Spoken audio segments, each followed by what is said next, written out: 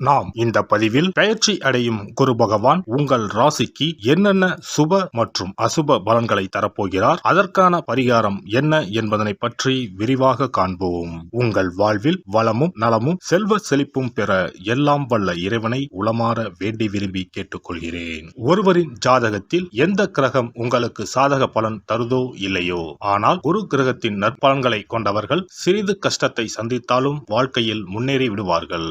நவ கிரகங்களில் குரு பகவான் மங்கள கிரகமாக விளங்கி வருகிறார். ஜோதிட சாஸ்திரத்தில் குரு பகவானுக்கு தேவர்களின் குரு என்ற அந்தஸ்தும் வழங்கப்பட்டுள்ளது. இவர் நல்ல பலன்களை அளிக்கும் கிரகமாக கருதப்படுகிறார். திருமணம், மகிழ்ச்சி, குழந்தைகள், நல்ல அதிர்ஷ்டம், அறிவு, கல்வி, பேச்சாற்றல், மரியாதை, நல்ல ஒழுக்கம் ஆகியவற்றுக்கு இவர் காரணியாக உள்ளார். ஒருவரது ஜாதகத்தில் குரு பகவான் நல்ல இடத்தில் இருந்தால் அவர் வாழ்வில் மிகுந்த மகிழ்ச்சியையும் செழிப்பையும் பெறுகிறார். அவர் வெற்றியின் உச்சம் தொடுவதை யாராலும் தடுக்க முடியாது. குருவின் அருள் பெற்ற நபர்களுக்கு அறிவாற்றல் மேம்பட்டு சமூகத்தில் நல்ல கௌரவமும் பெற்றிருப்பார்கள். 12 ஆண்டுகளுக்கு பிறகு குரு பகவான் ரிஷப ராசியில் பிரவேசிக்க உள்ளார். ஜோதிடத்தில் முக்கிய கிரக பெயர்ச்சிகளில் ஒன்றாக கருதப்படுவது குரு பெயர்ச்சி.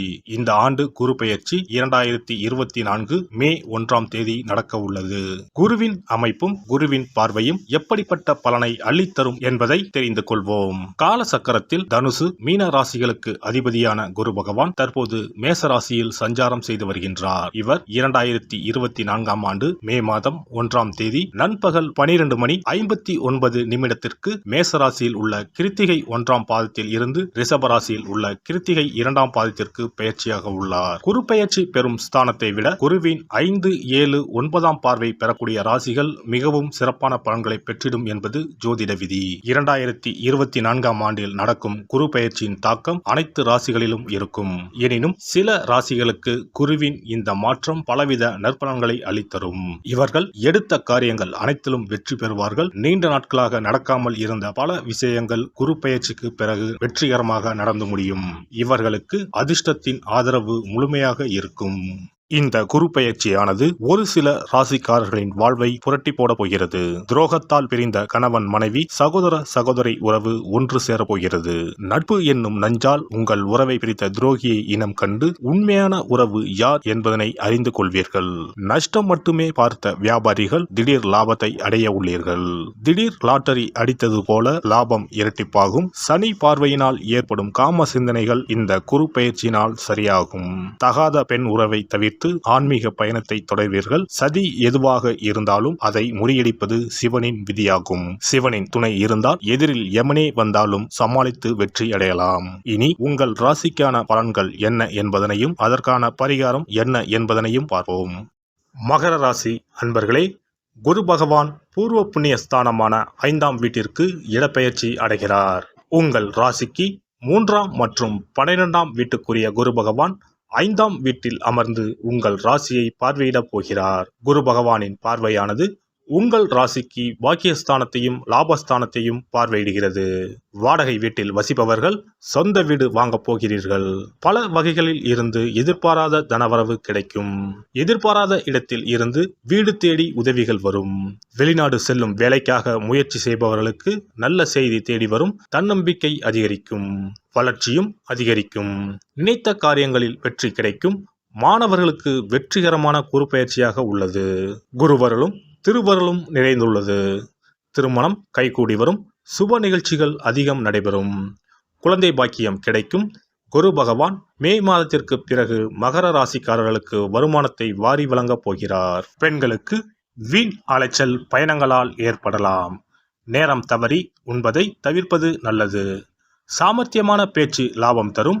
அரசியல்வாதிகள் தங்கள் பதவிகளை காப்பாற்றிக் கொள்ள போராட வேண்டிய காலமாகும். புகழ் பெருமை யாவும் மங்கும். உடன் இருப்பவர்களே துரோகிகளாக மாறுவார்கள். மக்களுக்கு கொடுத்த வாக்குறுதிகளை நிறைவேற்றினால் மட்டுமே மக்களின் ஆதரவை பெற முடியும். மேடை பேச்சுகளில் சற்று கவனமுடன் செயல்படுவது மிகவும் உத்தமம். கலைத்துறையினரை பொறுத்தவரை வரவேண்டிய பட வாய்ப்புகள் தட்டிச் செல்லும். தன வரவில் தடைகள் உண்டாகி கடும் சோதனைகள் ஏற்படும். சம்பள பாக்கிகளும் இழுபறி நிலையில் இருக்கும். வெளியூர் வெளிநாடு செல்லக்கூடிய சூழ்நிலைகள் ஏற்பட்டாலும் அதன் மூலம் அனுகூலமான பலனை அடைய முடியாது. புதிய ஒப்பந்தங்களில் கையெழுத்திடும் போது கவனம் தேவை. மாணவர்கள் கவனம் சிதறாமல் பாடங்களை படிப்பது நல்லது. விளையாட்டுகளின் போது கவனம் தேவை. உத்திராடம் 2, 3, 4ஆம் பாதங்கள். இந்த குரு பெயர்ச்சியால் அலைச்சல் இருக்கும். சிலர் கொடுத்த வாக்கை காப்பாற்ற முடியாமல் திண்டாட வேண்டிய நிலை ஏற்படலாம். உங்கள் குழந்தைகளால் சில பிரச்சனைகள் வரலாம். அதற்காக உங்களின் குழந்தைகள் மேல் ஆத்திரம் கொள்ள வேண்டாம். உத்தியோகஸ்தர்களுக்கு வேலையில் வரும் கஷ்டங்களை தாங்கிக் கொள்ள வேண்டும். திருவோணம் நட்சத்திரம். இந்த குரு பெயர்ச்சியால் தம்பதிகளிடையே அன்பும் பாசமும் அதிகரிக்கும். கருத்துக்களை பரிமாறும் முன் பொறுமை மற்றும் நிதானம் அவசியம் என்பதனை உணருங்கள். திருமணமாகாமல் இருப்பவர்கள், அதற்குண்டான முயற்சிகளில் ஈடுபட்டிருந்தவர்களுக்கு திருமணம் இனிதே நடந்தேறும். புதிதாக வீடு மனை வாங்க வேண்டும் என்ற யோசனை செய்தவர்களின் எண்ணம் ஈடேறும். அவிட்டம் 1, 2 பாதங்கள். இந்த குரு பெயர்ச்சியால் மிகவும் விரும்பிய நண்பர்களை விட்டு பிரிய வேண்டிய நிலை வரலாம். உங்களின் பொருட்களை மிகவும் கவனமாக பார்த்து கொள்ளவும். தூக்கம் இல்லாமல் தவிக்கும் நிலையில் உள்ளவர்களுக்கு யோகா போன்ற பயிற்சிகளை செய்வது நன்மையை தரும். சனிக்கிழமையில் ஆஞ்சநேயரை வழிபடுவது கஷ்டங்களை போக்கும், மனதில் தைரியத்தை உண்டாக்கும்.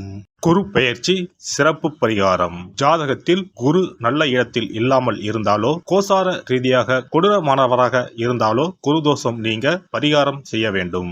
தீய பலன்கள் குறையவும், நல்ல பலன்கள் அளவுக்கு அதிகமாக நடைபெறவும் குரு பகவானுக்கு செய்யும் பரிகார முறைகள் உதவும். வியாழக்கிழமை தோறும் தட்சிணாமூர்த்தி வழிபாடு செய்வது சிறப்பான பலன்களை கொடுக்கும். வியாழன் அன்று குரு ஓரையில் நல்ல நேரத்தில் குருவிற்கு உரிய கோலத்தை வடகிழக்கு திசையில் கோலமிட்டு அதன் மேல் முல்லை மலர்கள் பரப்பி குரு எந்திரத்தை வைத்து அதற்கு முல்லை மலர் சூட்டி சந்தன பொட்டிட்டு பொன்னிற தட்டில் கொண்டை கடலை வைத்து தூப தீபம் காட்டி குரு காயத்ரி மந்திரத்தை 108 முறை மன ஒருமையுடன் கூறினால் குருவால் ஏற்பட்ட தீய பலன்கள் விலகும். நல்ல பலன்கள் மேலும் மேலும் அதிகரிக்கும். வியாழக்கிழமை அன்று வீட்டில் நெய் தீபம் ஏற்றி வழிபடுதல், குருவுக்கு உரிய வஸ்திரம் தானியம் கொண்டு வழிபடுதல் நல்லது. வியாழன் அன்று குரு பகவானுக்கு சிறப்பு அபிஷேகம் செய்து மஞ்சள் நிற ஆடை அணிவித்து புஷ்பராகம் வெண் முல்லை மலர்களால் அலங்கரித்து குருவுக்கு உரிய மூல மந்திரத்தினை ஓதி வணங்கி வர குரு கிரக தோஷம் நீங்கும். மஞ்சள் நிற ஆடையை உடுத்துவது, புஷ்பராக மணியை அணிவது, மஞ்சள் நிற ஆடை, கடலை, தானியம் ஆகியவற்றை தானம் செய்வது, வியாழக்கிழமைகளில் விரதங்களை மேற்கொள்வது ஆகியவற்றால் குருதோஷ பரிகாரங்களை செய்யலாம். உங்களால் முடிந்த அளவிற்கு ஏழை எளியோருக்கு தானம் தர்மம் செய்தால் வாழ்க்கையில் அமைதி கிடைக்கும். தினந்தோறும் அல்லது வாரத்தில் ஒரு முறையாவது பசுமாட்டிற்கு அகத்திக்கீரை, அருகம்புல், வாழைப்பழம் போன்றவற்றை உணவாக கொடுத்து வருவது ஜாதகத்தில் இருக்கின்ற குரு பகவானின் நிலையை மிக விரைவில் வலிமைப்படுத்தக்கூடிய ஒரு சிறப்பு பரிகாரமாக கூறப்படுகிறது. ஜாதகத்தில் குரு வலிமை இழந்திருக்கும் நிலையில் வியாழக்கிழமைகளில் அவருக்கு உரிய மஞ்சள் நிறத்தில் இருக்கும் லட்டுகளை வாங்கி தட்சிணாமூர்த்திக்கு நைவேத்தியம் செய்து கோவிலுக்கு வரும் பக்தர்களுக்கு வழங்குவதும், மங்களகரமான மஞ்சள் நிற பொருட்களை பிறருக்கு தானம் கொடுப்பதும் சிறந்த பரிகாரங்களாகும். குரு பகவானின் பரிபூர்ணமான அருள் கிடைக்க கோவில்களில் நடைபெறும் யாக பூஜைகளுக்கு தேவையான பொருட்களை வாங்கி தரலாம். ஒரு முறையாவது ஆலங்குடி சென்று குரு பகவானை வழிபாடு செய்து வாருங்கள். அல்லது தஞ்சாவூர் அருகே இருக்கக்கூடிய திட்டைக்கு சென்று ராஜகுருவாக இருக்கும் குரு பகவானை வணங்கினால் மலையளவு இருக்கக்கூடிய கஷ்டங்கள் கூட கடுகளவு குறையும். குலதெய்வ வழிபாடு நன்மை பயக்கும். முடிந்தால் மாதம் ஒரு முறை குலதெய்வ கோவிலுக்கு சென்று வழிபட்டு வருவது நல்லது. ஒரு முறை திருச்செந்தூர் சென்று முருகப்பெருமானை வழிபட்டு வந்தால் இந்த குரு பெயர்ச்சி சிறப்பான பலன்களை தரும். உங்களின் வாழ்க்கையில் பொருள் ஈட்டும் முயற்சிகள் அனைத்தையும் வியாழக்கிழமைகளில் தொடங்குவதும் நல்ல பலனை கொடுக்கும். குறிப்பாக வியாழக்கிழமைகளில் வருகின்ற ஏகாதசி தினங்களில் நற்காரியங்களை தொடங்கினால் நன்மைகளை பெறலாம். வியாழக்கிழமைகளில் தங்கள் சக்திக்கு இயன்ற அளவில் அன்னதானம் செய்வது குரு பகவானின் நல்லருளை உங்களுக்கு பெற்றுத்தரும். அன்னதானம் செய்வதன் காரணமாக உங்கள் ஜாதகத்தில் இருக்கின்ற குரு கிரக தோஷங்கள் நீங்கி குரு கிரகத்தை பலப்படுத்தி உங்கள் வாழ்க்கையில் நீங்கள் விரும்பிய பலன்கள் தங்க தடையில்லாமல் கிடைக்கச் செய்யும்.